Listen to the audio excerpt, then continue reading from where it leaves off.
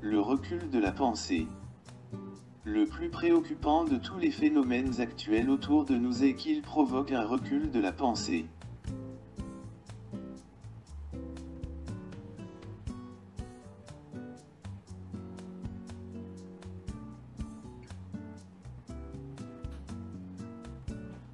Je vais parler du rôle de nos conditions de vie sur cette atrophie, ou cette paralysie de notre pensée. Bien sûr, par la manipulation, la pensée peut aussi se trouver en état de sidération. Cela fera l'objet d'une prochaine vidéo.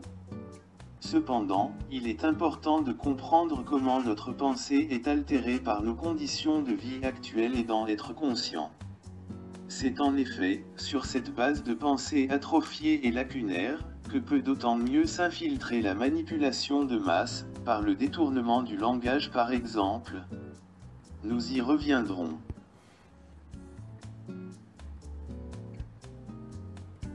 Que ce soit notre alimentation industrielle, ou les loisirs abétissants de la télévision, l'injonction à consommer par la publicité, ou le rythme effréné de nos jours et les contraintes qui nous épuisent. Tout cela fait de nous des cerveaux lobotomisés, à la pensée confuse et peu performante. Nos capacités intellectuelles décroissent. Une baisse significative du quotient intellectuel a été mise à jour depuis seulement ces 10 dernières années. Sans pensée, nous ne pouvons prendre conscience de notre sort. Sans intellect suffisamment développé, nous ne pouvons construire une pensée critique, créative, sortir du cadre pour inventer et penser notre condition. La baisse de la pensée critique est une condition favorable pour toute forme de manipulation. Le pire est, que malgré notre indignation, nous finissons par trouver tout normal, englués que nous sommes dans l'habitude de la médiocrité et le complexe de l'impuissance.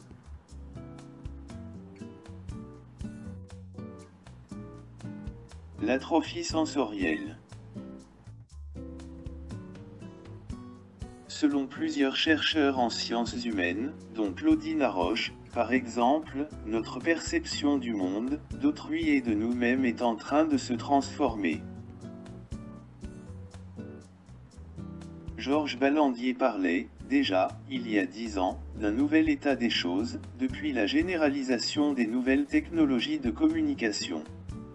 La multiplication des médias, leur rapidité d'exécution et l'ubiquité qu'ils permettent, modifient notre façon de voir le monde, mais surtout de sentir. Comment notre sensibilité et nos sensations peuvent en être affectées. En effet, nous percevons notre environnement, matériel ou immatériel, grâce à nos sens physiques. Notre pensée même s'élabore par les sens, à partir de cette perception. Or, le primat de l'image sur la rencontre physique, de la forme sur le contenu, modifie nos sens et nos sentiments. C'est ce nouvel état des choses, que le sociologue Bauman décrit comme de nature liquide, à cause du fait que les choses, les événements, coulent comme de l'eau et ne s'ancrent plus dans la durée ou la certitude.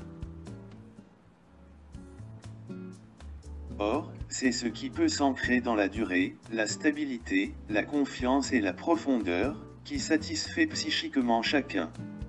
C'est aussi ce qui constitue notre humanité, lorsque ses besoins de durée, de stabilité, de confiance et de profondeur sont pleinement satisfaits. Évidemment, chacun peut se sentir frustré, sur le long terme, du manque de stabilité, de la superficialité et de l'insécurité qui caractérisent le monde actuel, mais c'est surtout l'atrophie de la pensée que cette carence psychique génère, qui préoccupe la sociologue. Pourquoi ? La pensée, pour fonctionner, nécessite une stabilité pour engager une argumentation et une réflexion interactive. Sans cela, nous sommes dans la pensée fugace, et d'autant plus fugace qu'elle peut être rapidement influencée, et suivre les suggestions qu'on lui propose. Je cite, « En effet, l'avènement d'une activité constante induit une absence de réflexion imposant et imposée par la rapidité, l'instantanéité, l'immédiateté, des choses qui sont contraires au besoin d'alternance entre arrêt et mouvement pour permettre la perception et la réflexion. » En bref, la trop grande vitesse dans l'action, le passage d'une activité à une autre sans pause, et pire, l'action multiple, c'est-à-dire quand on fait plusieurs choses à la fois, empêche de penser vraiment. Or, ce dont on a le plus besoin, c'est d'un ancrage émotionnel. Les émotions viennent de nos sensations et de nos sentiments, et elles produisent également du sens.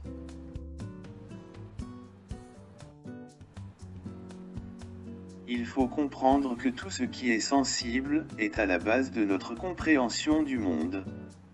C'est pourquoi le déclin de la pensée par le déclin de la sensibilité constitue un enjeu civilisationnel considérable.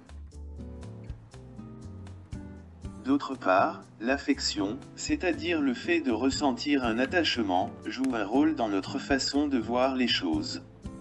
L'affectif constitue donc une porte d'entrée pour d'abord percevoir, puis penser, puisque perception et pensée sont liées.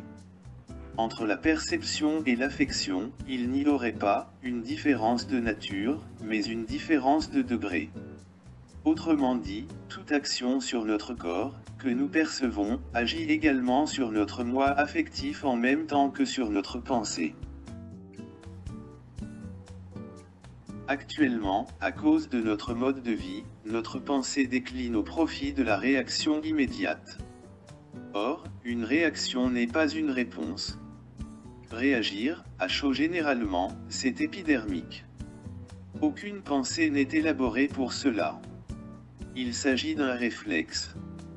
Répondre demande de prendre du recul et de mesurer ses propos, de prendre le temps de mettre à distance ses émotions. La valeur de la réponse est d'autant plus grande qu'elle aura été attendue et pour celui qui répond, réfléchit. C'est ce que permet encore l'email. Jean-Pierre Le Goff s'intéresse à l'anesthésie de la pensée par son observation du langage creux actuel, qui reste dans le conventionnel, et la langue de bois. Il l'appelle la pensée chewing-gum. Cette pensée, qui se veut équilibrée et sans parti pris, cache une terrible violence morale qui s'apparente à de la barbarie. Seulement, cette violence est tellement bien dissimulée dans des mots passe-partout, dont le sens change ou est ambigu, ou encore pas très clair, qu'elle est imperceptible à tout un chacun. La manipulation des mots produit la manipulation de la pensée et son anesthésie, sa paralysie. Le titre d'un de ses ouvrages, La barbarie douce, montre justement que par la juxtaposition de deux termes contradictoires, qui s'excluent, puisque par définition, la barbarie ne peut pas être douce, on introduit un mode de pensée convenu, qui ne s'engage pas, qui reste dans l'opérationnel, et la neutralité, en apparence. On trouve ce type de pensée dans beaucoup d'expressions actuelles qui sont devenues des habitudes, comme par exemple le fameux « en même temps ». Ce « en même temps » permet de dire à la fois une chose et son contraire sans sembler contradictoire. Il permet de contenter tout le monde puisque l'interlocuteur ne peut pas savoir le fond de la pensée de l'autre. Certaines choses restent ainsi dans une sorte de catégorie de pensée de type indécidable. C'est comme si, également, on pouvait ne pas avoir d'opinion et que tout était relatif. Cette expression se généralisant formate la pensée, de même que d'autres. Ce que l'on dit, même par habitude, finit par influencer notre manière de penser. Générateur d'incertitude. Les nouvelles technologies de communication génèrent également du doute, de l'incertitude. Georges Ballandier explique le processus en œuvre. Le monde des images, le monde informatique, générateur de création virtuelle et de substitut virtuel de la réalité se complètent.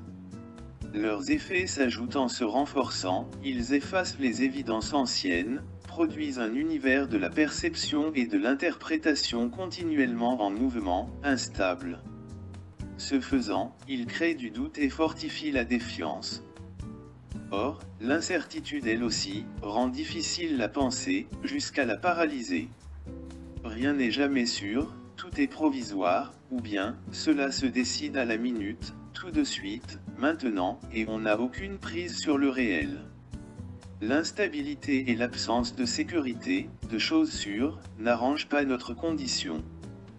Dans une prochaine vidéo, je parlerai du déclin de la pensée critique. À bientôt pour une prochaine.